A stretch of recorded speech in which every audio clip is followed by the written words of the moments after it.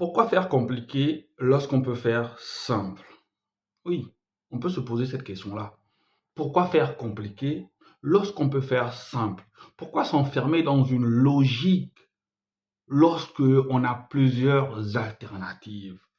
Je pense que la différence entre le Real de Madrid et le FC Barcelone, réside dans le fait que pour le FC Barcelone, il est primordial de gagner avec la manière. Il est primordial de gagner en produisant du beau jeu. Parce que dans la tête des dirigeants barcelonais, dans la tête des joueurs barcelonais, depuis même lorsqu'ils sont à la Masia, lorsqu'ils sont en formation, on leur met dans la tête que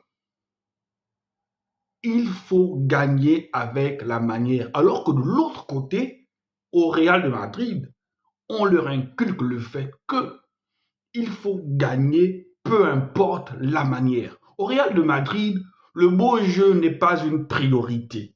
Ce qui est une priorité, c'est la victoire. Alors, de ces deux différences-là, on se rend compte que le Real de Madrid est une équipe pragmatique. Le Real de Madrid est une équipe qui va droit au but. Et le match d'aujourd'hui encore face à Séville l'a démontré. Le Real de Madrid a joué un jeu simple. Le Real de Madrid a dominé cette équipe de Séville dans tous les compartiments.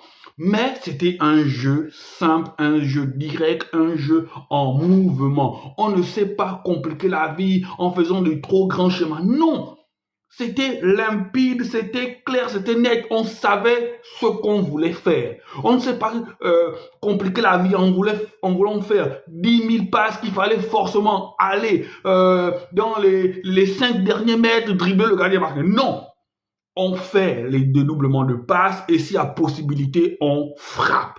Et les deux premiers buts, c'est deux belles frappes. Une de Kylian Mbappé qui se réveille, on reparlera de Kylian Mbappé après, une autre de Valverde qui est pour moi l'un des joueurs les plus emblématiques de ce Real de Madrid là. Après, tu as Rodrigo aussi, qui est toujours là, qui montre qu'il faut compter avec lui. Et tu as Brahim Diaz qui montre que de temps en temps, lorsqu'il sortira du banc, peu importe, lorsqu'il aura un petit temps de jeu, il s'accrochera. Voilà, cette équipe de Real de Madrid là est pragmatique. Et Kylian Mbappé, est-ce qu'on en parle? Est-ce que vous vous rendez compte que Kylian Mbappé est en train de revenir petit à petit? Est-ce que vous vous rendez compte que Kylian Mbappé est en train de redevenir petit à petit le joueur hors norme qu'on sait qu'il est? Parce que la frappe que Kylian Mbappé met, je vous parlais on revient 2 mois en arrière, cette frappe-là, il ne termine pas au fond. Mais lorsque Kylian Mbappé déclenche cette frappe-là, on voit toute la détermination et toute la confiance qui anime le joueur. En ce moment, Kylian Mbappé est en confiance. Kylian Mbappé a dit lui-même sur Click, lorsqu'il a fait son interview, il était relax, il était décontracté. Il savait que ce n'était qu'une question de temps. Il savait qu'à un moment donné, il allait redevenir le Kylian Mbappé qu'il sait au fond de lui qu'il est. Peu importe les critiques, peu importe tout ce que vous pouvez dire, peu importe les rageux, peu importe les haters, Kylian Mbappé a conscience de sa valeur. Kylian Mbappé a conscience de la qualité et l'exigence dans l'équipe dans laquelle il se trouve. Kylian Mbappé est venu au Real de Madrid. Il sait qu'au Real de Madrid, c'est difficile de gagner. Mais Kylian Mbappé est venu parce que c'était un challenge. Kylian Mbappé était fatigué du confort du PSG. Kylian Mbappé a voulu se challenger. Et je pense que cette année-là va être une année de réglage. Et l'année prochaine, ça va être une année où ça va couler comme du ketchup.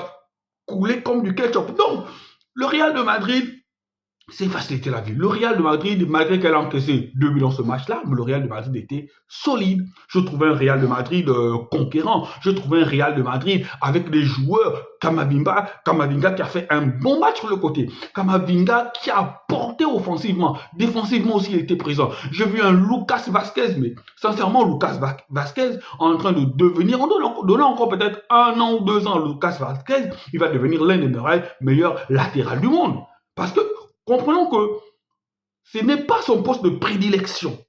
Mais on l'a reconverti là et il fait d'énormes sauveries. Son avantage, c'est que c'était d'abord un joueur offensif. Donc, il a cette qualité-là de finition et de passe. Et Jude Bellingham, toujours égal à lui-même, leader naturel. Voilà. Tout s'est bien goupillé dans cette équipe-là. Courtois aussi. Voilà.